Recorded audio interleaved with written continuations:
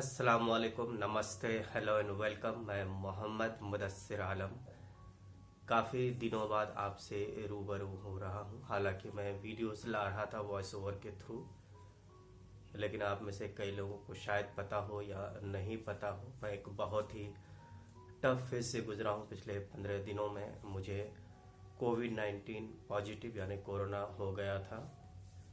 इसकी जानकारी मुझे आज से करीब 15 दिन पहले मिली।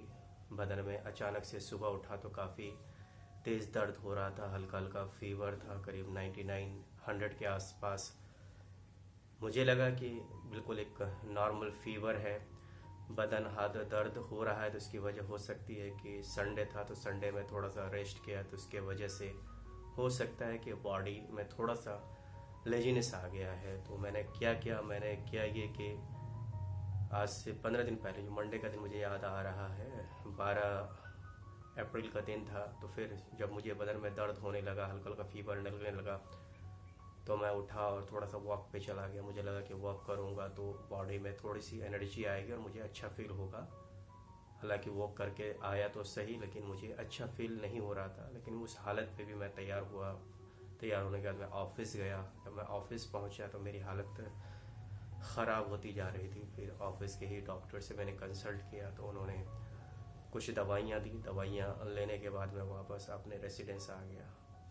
तभी देश भर में कोविड-19 कोरोना के जो केसेस थे वो लगातार बढ़ रहे थे। तो दिल में कहीं थोड़ा सा एक खदशा आया, कुछ डर सा लगा कि कहीं ऐसा तो नहीं कि मैं कोविड-19 पॉजिटिव हो चुका हूँ।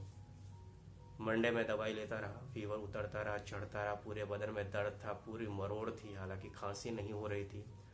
ट्यूसडे भी ये हालात रहे और वेंसडे से थोड़ा सा फीवर कम हुआ, लेकिन जो वीकनेस थी वो बढ़ता जा रहा था। फिर मैंने जो सरकारी अस्पताल है वहाँ पे सैंपल दिया। सैंपल में RT-PCR में दूसरे दिन मेरे पास रिपोर्ट आई जिसमें बताया गया कि आप कोरोना पॉजिटिव है। बहुत ही एक शॉकिंग सा मोमेंट होता है जब आपकी रिपोर्ट आती है, आपके पास मैसेज आता है और आपको बोला जाता है कि आप कोविड-19 पॉजिटिव हैं।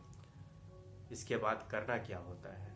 जो हालात है, जिस तरह के देश में अभी हालात चल रहे हैं, बहुत ही नाजुक स्थिति है। ऐसे में मेंटली टफ होना बहुत ज़रूरी होता है। मैं खुद से ही गया था अपना सैंपल देने के लिए।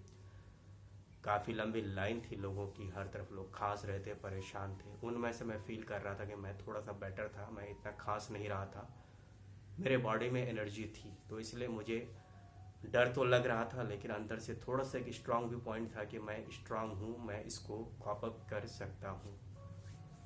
मेरे घर में मेरे परिवार के लोग, उनको भी ख़तरा था। हालांकि मैंने उनको दूर रहने को कहा, खुद को सेल्फ आइसोलेट कर लिया, लेकिन फिर भी डर लगा रहता था। तो फिर मैंने, डॉक्टर ने जो सलाह दी, कुछ दवाइयाँ जो कि आपको बड़ा ही कॉमन आजकल दवाइयाँ बताई जाती हैं हर तरफ, आपको व्हाट्सएप पे, फेसबुक पे, किसी भी माध्यम में आपको, या फिर टीवी चैनल के माध्यम से, न्यूज़पेपर के माध्यम से कुछ दवाइयाँ होती हैं जो कि कोविड-19 अगर आप पॉजिटिव है तो वो दवाइयाँ आप लेंगे तो आपकी हालत इतनी ख़राब नहीं होगी और आप जल्द से जल्द ठीक हो जाएंगे। उसमें एंटीबायोटिक था, रिजिथ्रल, डॉक्सीसाइक्लिन, इसके अलावा जिंकोविट, लिम्सी-5 टैबलेट, इसके अलावा कुछ और दवाइयाँ थी जो कि लेना था लगातार।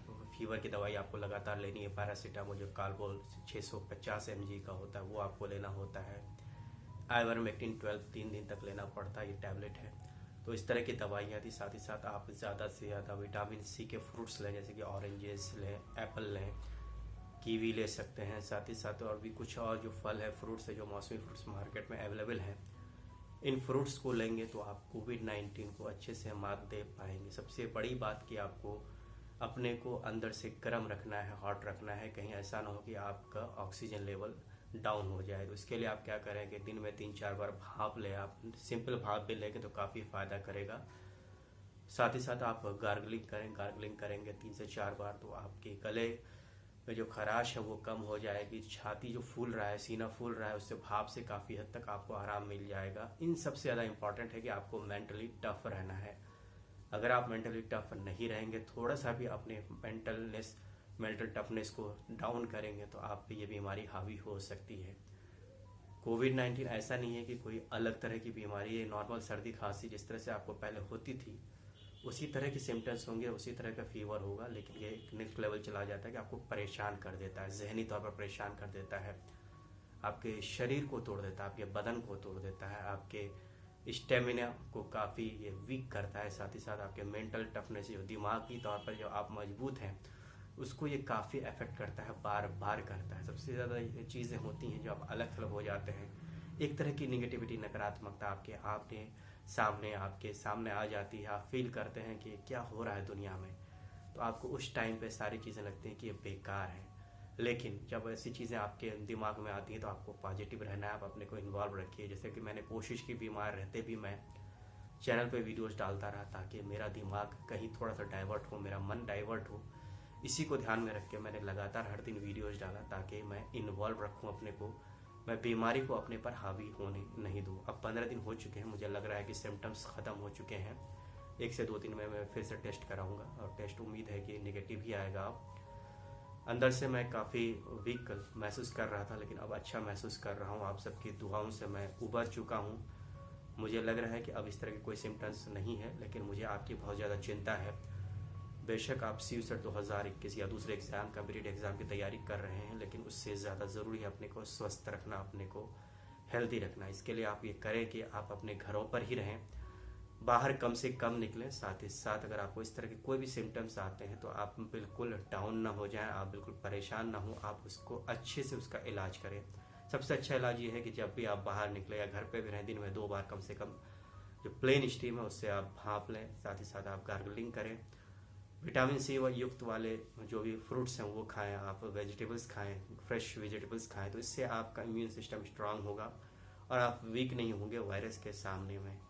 तो मेरी एक पर्सनल कहानी थी, मुझे लगा कि कोविड-19 के संबंध में मैं आपके साथ शेयर करूंगा। अगर आप में से किसी को भी ये हालात देखने पड़ते हैं अपने आसपास, अपने परिवार में, तो आप मेरी कही हुई बातों पर ध्यान दें, आपको कोई भी परेशानी नहीं होगी। हाँ, अपने घर पर एक थर्मोमीटर ज़रूर रखें, जिससे कि आप लगातार अपने फीवर को, टेम्परेचर को चेक करते रहें। एक पल्स ऑक्सीमीटर रखें, जिससे कि आप अपने ऑक्सीजन लेवल की जाँच कर सकते हैं। उससे ऑक्सीजन लेवल कहा जाता है, जैसे डॉक्टरों ने कहा है कि 94+ है, तो आपको घबराने की ज़रूरत नहीं है।